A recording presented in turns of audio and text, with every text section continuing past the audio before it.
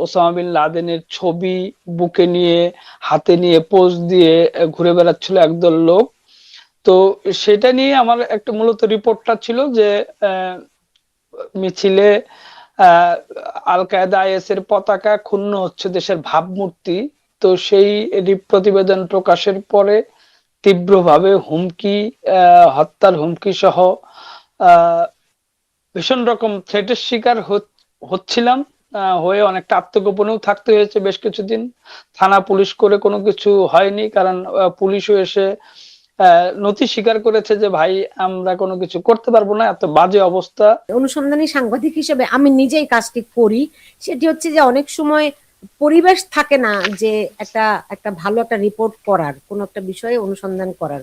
কিন্তু কিছু আলামত, কিছু তথ্য প্রমাণ আমরা সংগ্রহ করে রেখে দেই, যখন একটা অনুকূল সময় আসবে ওইটি প্রচার করতে পারবো, তখন সেটি করব। এরকম একটা তো ব্যাপার থাকে। তো সেই দিক থেকে ধরেন, যাত্রাবাড়িতে যেই নির্মম ভাবে পুলিশদেরকে পুড়িয়ে হত্যা করা হয়েছে, বিভিন্ন জায়গায়, এক জায়গায় দুই জায়গায় নয়, কয়েকটি জায়গায় পুলিশদেরকে হত্যা করে ঝুলিয়ে রাখা হয়েছে।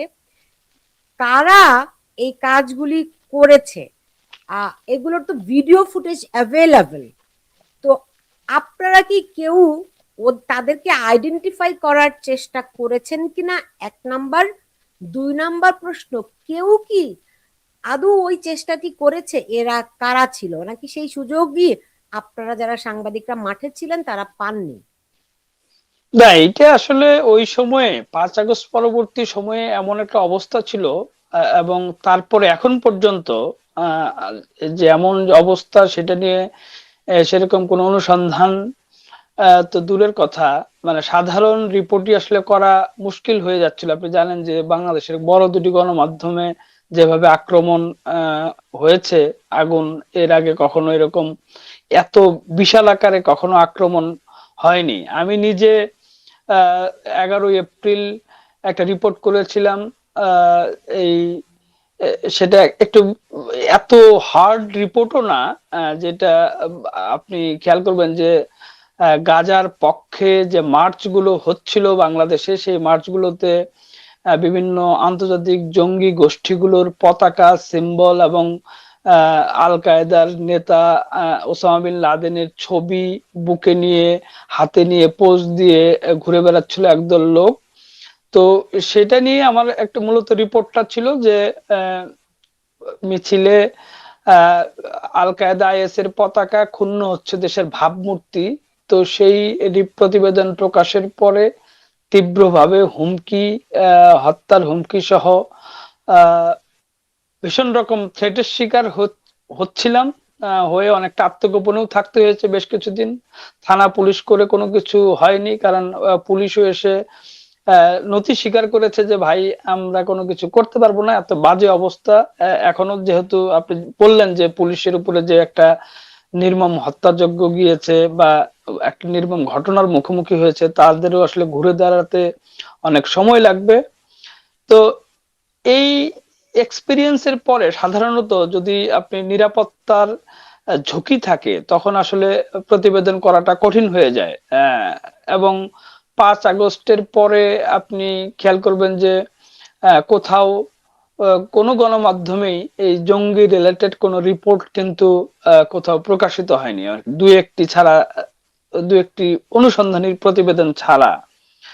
তো এইটা আসলে পরিবেশ অনুকূল না আর কি।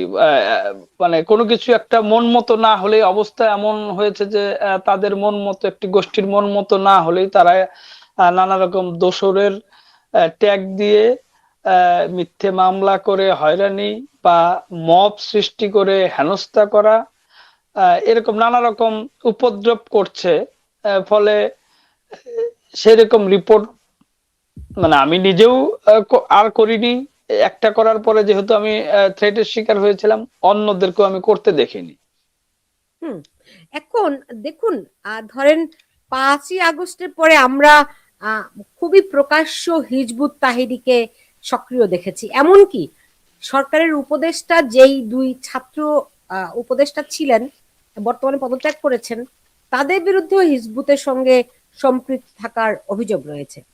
এমনকি আপনার সেনানিবাসগুলোতে হিজবুতের বিভিন্ন রকম পোস্টার, লিফলেট এগুলো নাকি এখন অহরহ ঘটনা।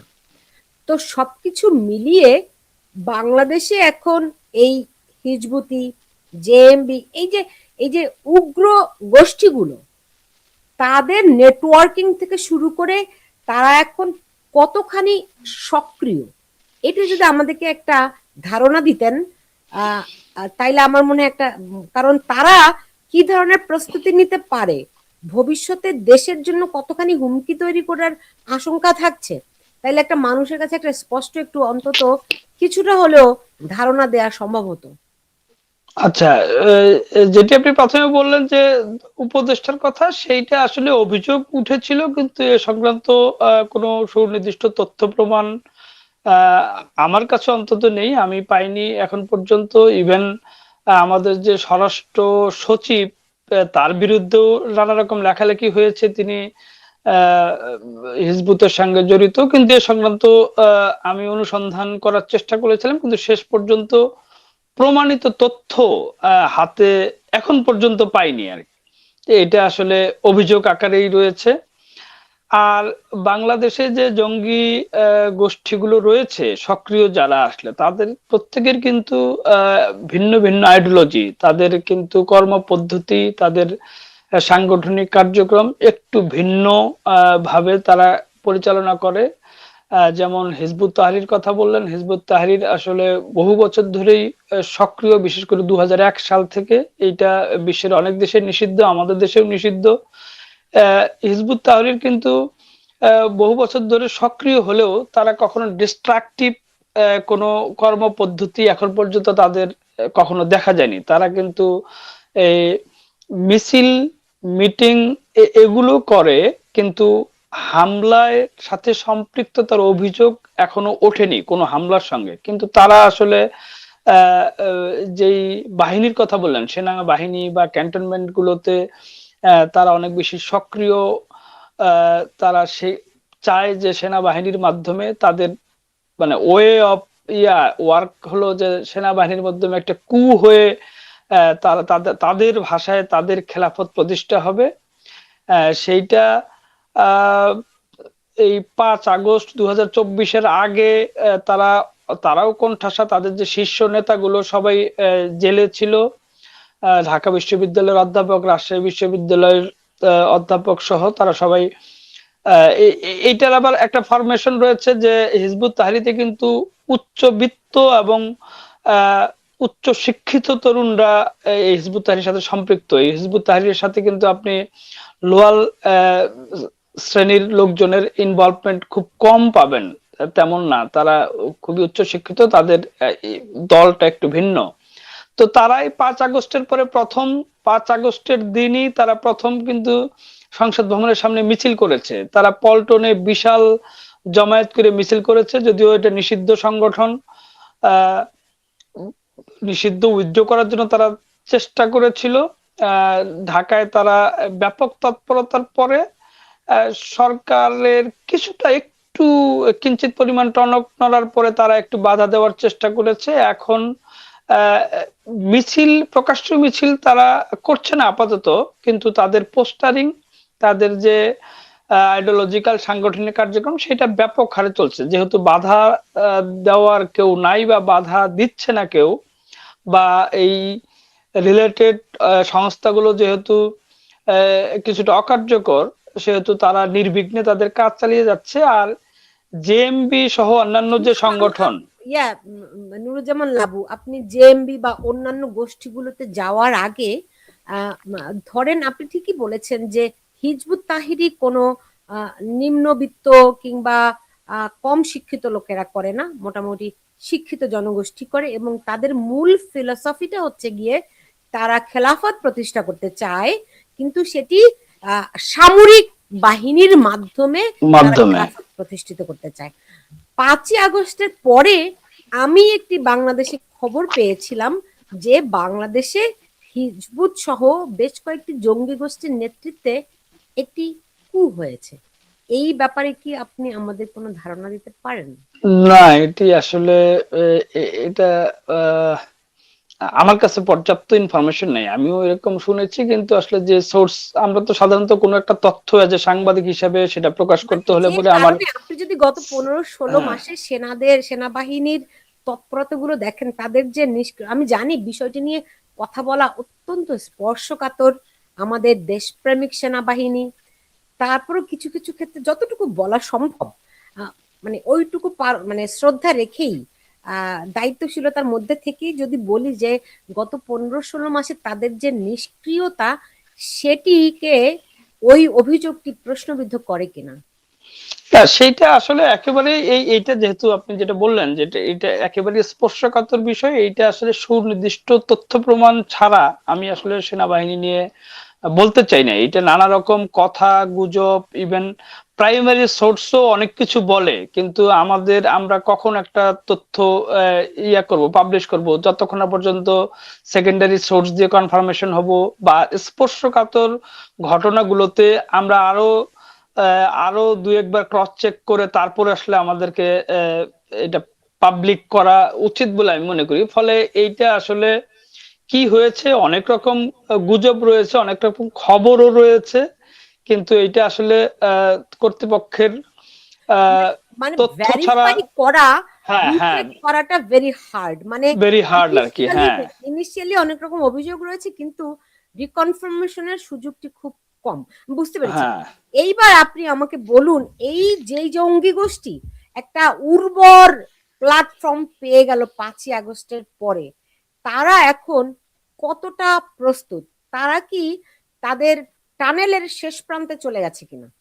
না, এইটা শেষ প্রান্ত বলে কিছু নেই। জঙ্গিবাদের এখানে একটা টার্ম আছে, যে তারা আহ গাজওয়াতুল হিন্দ নামে তাদের একটা টার্ম আছে। সেই টার্মের অনেকেই তাদের যে ইন্টারনাল চ্যানেলগুলো রয়েছে, সেই চ্যানেলেও কিংবা এখন অবশ্য অনেকেই, যেহেতু কোনো আইনের আইন শৃঙ্খলা বাহিনীর তৎপরতা তেমন নাই, তারা অনেকটা প্রকাশ্যে এসব বলে থাকেন যে তাদের ভাষায় এই পুরো বিষয়টা, এই যে 5 আগস্টের বিষয়টা ছিল গাজওয়াতুল হিন্দের প্রথম পর্ব, এবং এই সেকেন্ড পর্ব তারা খুব শিগগির শুরু করবে।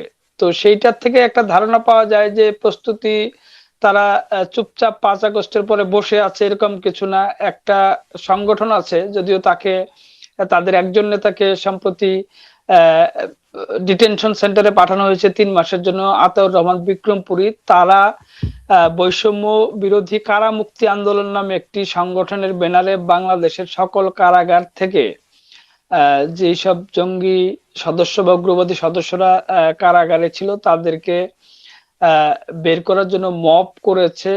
কোথাও কোথাও কোথাও কোথাও তারা চাঁদা তুলে, লাখ লাখ টাকা চাঁদা তুলে মানে অ্যাডভোকেটকে ধরে তাদেরকে জামিন করিয়েছে। অবস্থাটা এমন হয়েছিল যে কারোর জন্য যদি জামিনে অ্যাপিল করার সঙ্গে সঙ্গেই কোর্টও জামিন দিয়েছে, কারণ জামিন না দিলেই সেখানে মবের একটা শঙ্কা ছিল, বা কোথাও কোথাও হয়েছেও। ফলে জেলখানার থেকে সবাই বেরিয়ে গিয়েছে, প্রায় সবাই বলবো না, প্রায় সবাই বেরিয়ে গিয়েছে, এবং তারা যে চুপচাপ বসে আছে তেমন না। সেটার তো একটা উদাহরণ আপনি দেখলেনই, যে শুক্রবার এই হাসনাবাদের এই ঘটনায় এরকম আসলে আরো অসংখ্য আস্তানা হয়েছে। তারা অর্গানাইজড হচ্ছে, রিক্রুটমেন্টের কাজ করছে, এবং বিভিন্ন জায়গায় আমরা এখন যেহেতু একটু ক্রস চেক করা একটু কঠিন তুলনামূলকভাবে, আর আইন শৃঙ্খলা বাহিনীও তেমন কাজ করছে না, আহ, জি। নানা জায়গায় তাদের প্রশিক্ষণ ক্যাম্প চলছে বলে আমার কাছে অনেক তথ্য, কিন্তু আমরা আসলে ক্রস চেক ছাড়া এগুলো পাবলিশও করতে পারছি না আর কি।